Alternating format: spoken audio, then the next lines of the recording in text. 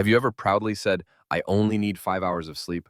Or convinced yourself you'll catch up this weekend with a glorious 12-hour Netflix and nap marathon? Yeah, we've all been there. But here's the truth. Most of what we think we know about sleep is dead wrong. Sleep myths don't just keep you tired. They literally wreck your mood, drain your focus, and even raise your risk for heart disease. Scary, right? But don't worry, today we're busting some of the most common myths about sleep. And I promise you'll never look at bedtime the same way again. Stick around, because by the end of this, you'll have a toolbox of hacks to actually sleep smarter, not just longer. And quick question, drop it in the comments. Are you more of a night owl or an early bird? Let's settle this once and for all. Now, we've all heard it. Everyone needs 8 hours of sleep. Sounds neat and tidy, right? The problem is it's flat out wrong. Some people genuinely thrive on 6.5. Others need 9. And it's not just about age, it's about biology. Studies from the National Sleep Foundation show sleep needs vary wildly across the population. For example, teens usually need 8 to 10 hours because their brains are still rewiring, while adults generally land in the 7 to 9 range. But here's where it gets interesting. Researchers found that a genetic mutation on the DEC2 gene actually allows some rare people to function perfectly on just 5 to 6 hours. Translation? If your coworker brags about surviving on 4 hours a night, they're probably just cranky and lying to themselves. So why do we cling to 8 hours like gospel? It's basically a cultural myth. Back in the 20th century, doctors wanted one official number to recommend for public health, and 8 hours stuck. Here's what you should do instead. Stop obsessing over the clock and start paying attention to your daytime energy levels.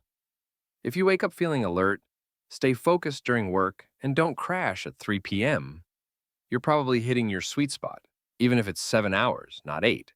Quick question for you. How many hours do you think you need? Drop your best guess, and then tonight, test it out. Next up is the idea of catching up on lost sleep. We've all done it, drag ourselves through the week, then sleep until noon on Saturday and call it catching up.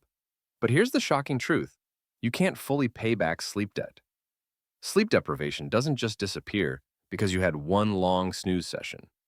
According to a 2019 study in Current Biology, losing just 2 hours of sleep per night for 5 days caused lasting effects on insulin sensitivity, metabolism, and reaction time, even after participants tried to recover with a weekend of extra sleep. That means your brain and body don't reset like a phone battery. Instead, chronic sleep debt builds up like credit card interest, quietly wrecking your memory, slowing your reflexes, and even messing with your immune system. Ever wonder why Monday mornings feel brutal, even after a catch-up Sunday? That's because your internal clock, the circadian rhythm, hates being jerked around. Sleep experts call it social jet lag, the way our sleep shifts on weekends mimic flying across time zones. The fix? Consistency. Instead of banking sleep on weekends, aim to wake up and go to bed around the same time every day, even Saturday. Yes, I know, that sounds boring. But your brain will thank you with sharper focus, better moods, and way fewer groggy mornings. Quick check. Do you sleep more on weekends than weekdays? Be honest, I'll bet most of you do. Now here's a spicy one.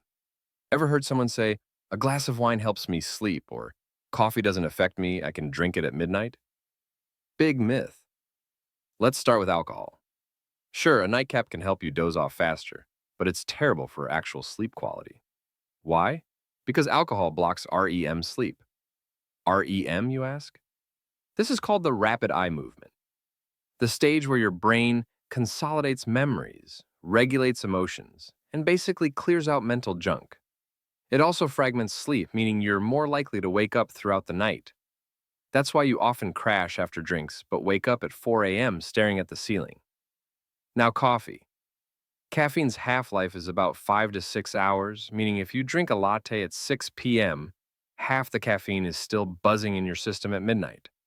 That explains why even if you fall asleep, your sleep is lighter and less restorative.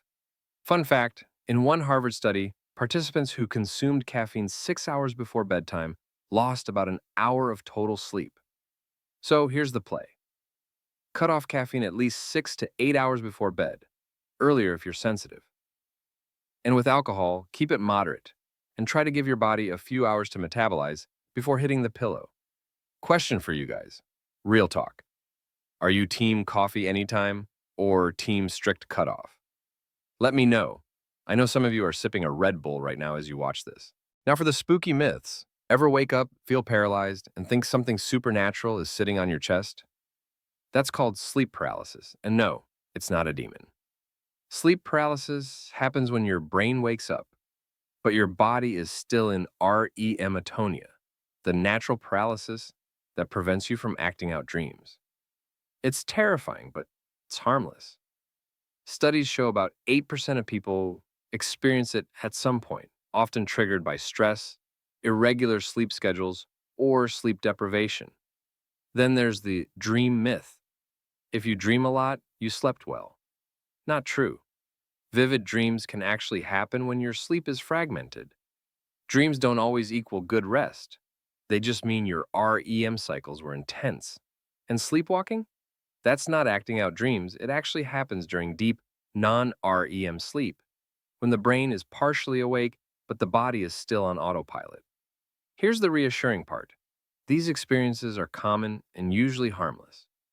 If you deal with frequent sleep paralysis, stick to consistent bedtimes, reduce stress, and avoid sleeping flat on your back. Now, have you ever had sleep paralysis? Comment yes if you've been through it. I want to see how many of you know the terror of the sleep demon. So let's recap. Sleep isn't just about hitting 8 hours. It's about finding your sweet spot. You can't catch up on weekends. Alcohol and caffeine are sneaky sleep wreckers.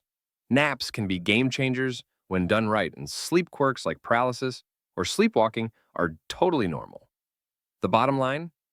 Sleep isn't a one-size-fits-all prescription. It's a personal system you can optimize with the right habits.